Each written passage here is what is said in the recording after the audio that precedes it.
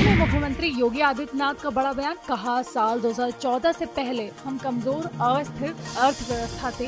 11 वर्षों में भारत दुनिया की चौथी सबसे बड़ी अर्थव्यवस्था। आज हम उस ब्रिटेन से आगे निकल चुके हैं जिसने 200 साल राज किया। भारत ने एक दशक में अर्थव्यवस्था दोगुनी कर ली।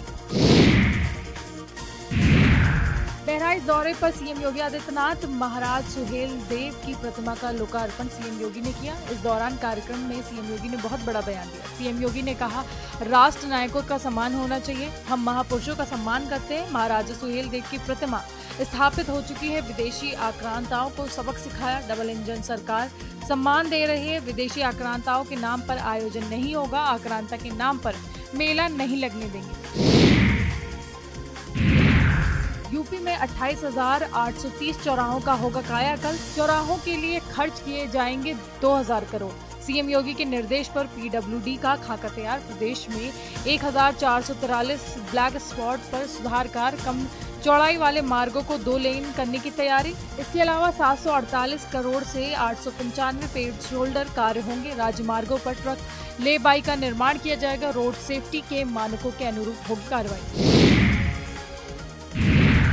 सीएम योगी आदित्यनाथ की प्रेस कॉन्फ्रेंस। केंद्र सरकार के 11 साल पूरे होने पर की पीसी। सीएम योगी आदित्यनाथ ने कहा, 11 साल में कई ऐतिहासिक काम हुए। केंद्र सरकार ने हर वर्ग के लिए काम किया। सेवा और सुशासन के स्वर्णिम 11 साल भारत को वैश्विक स्तर पर पहचान मिली। सरकार ने देश के विकास के लिए काम किया। विकसित भारत की दिशा में काम चल रहा है। पीएम ने वैश्विक स्तर पर विश्वास हासिल किया है।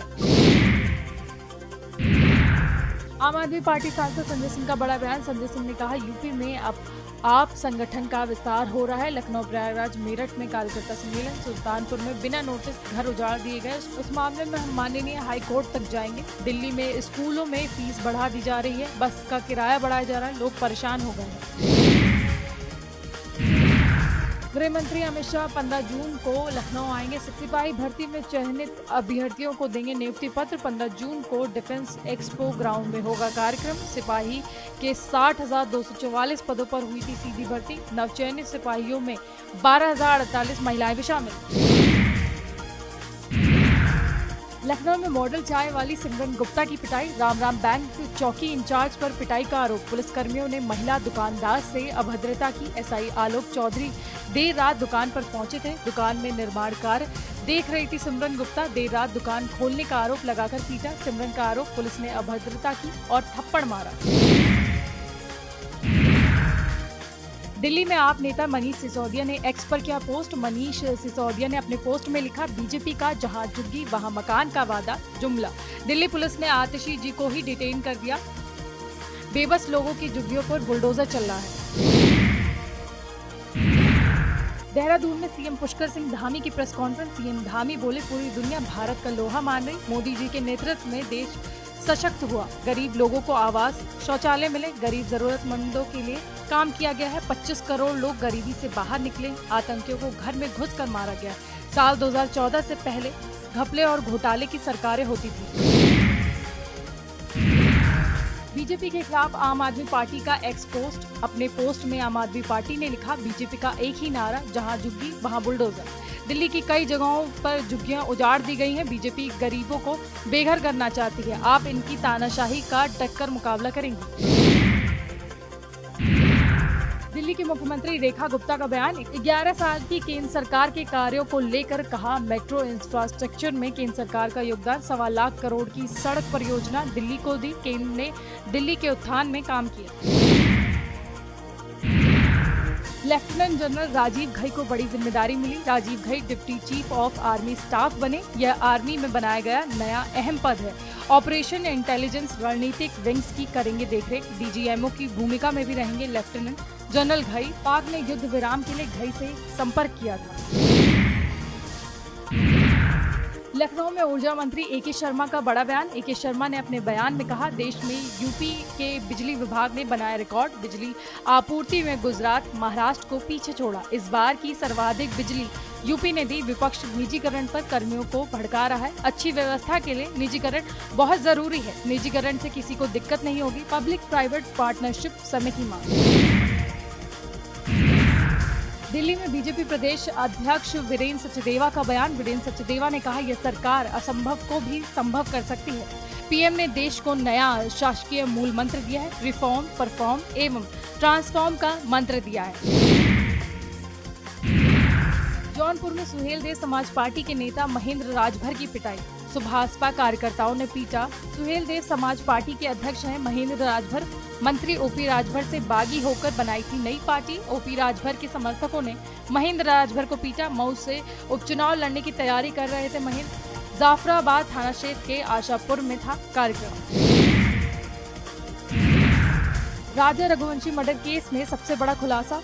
शिलांग के एसपी का बड़ा दावा। राजा रघुवंशी की हत्या सोनम के सामने हुई। सोनम सिर्फ हत्या के लिए मेघालय आई थी। घटना से पहले सोनम आरोपियों के साथ दिखी थी। हत्या के बाद 25 मई को सोनम इंदौर गई थी। इंदौर के किराए के मकान में रुकी थी सोनम रघुवंशी।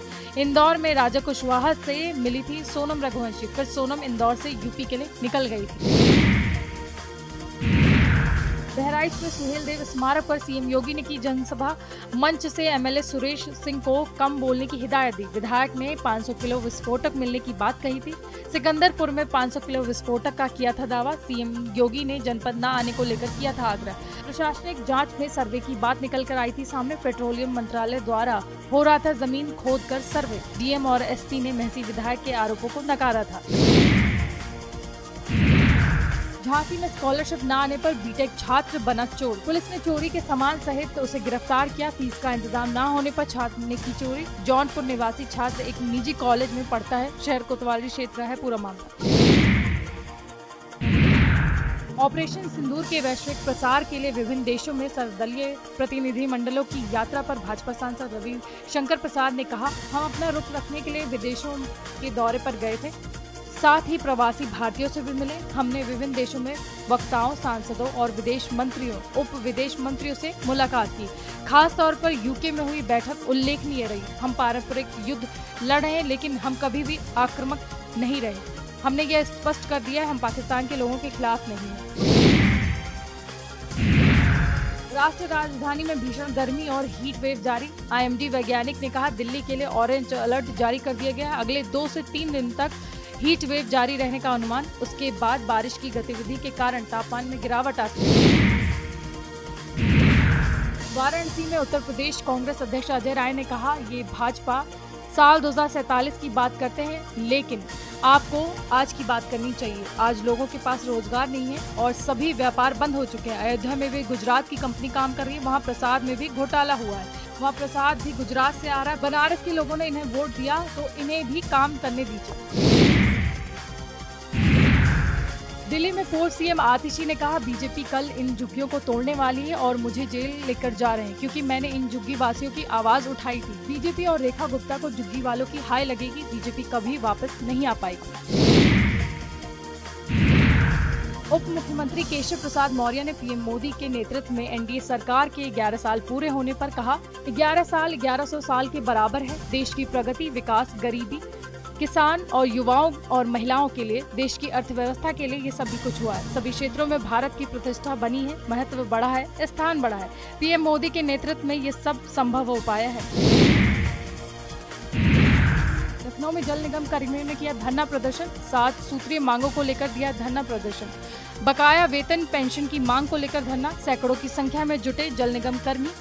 मांगे न पूरी होने पर आंदोलन की चेतावनी। 6 माह का बकाया वेतन, पेंशन की कर रहे मांग। यूपी जल निगम संघर्ष समिति के बैनर तले प्रदर्शन। नोएडा में पुलिस ने गायब बच्चे को परिवार से मिलवाया। 10 साल पहले गायब बच्चे को परिवार से मिलवाया। साल 2015 में गेजा गांव में भंडारा खाने के लिए निकला था। मंगल नाम का आरोपी बच्चे को अपने साथ ले गया था। सेक्टर 18 से फरीदाबाद के सूरजकुंड ले गया था आरोपी। बेटे की चाहत में आरोपी ने बच्चे का अपहरण किया। फरीदाबाद पुलिस, नोएडा पुलिस ने बच्चे को मिलाया। नोएडा के थाना फेज 2 इलाके का मामला।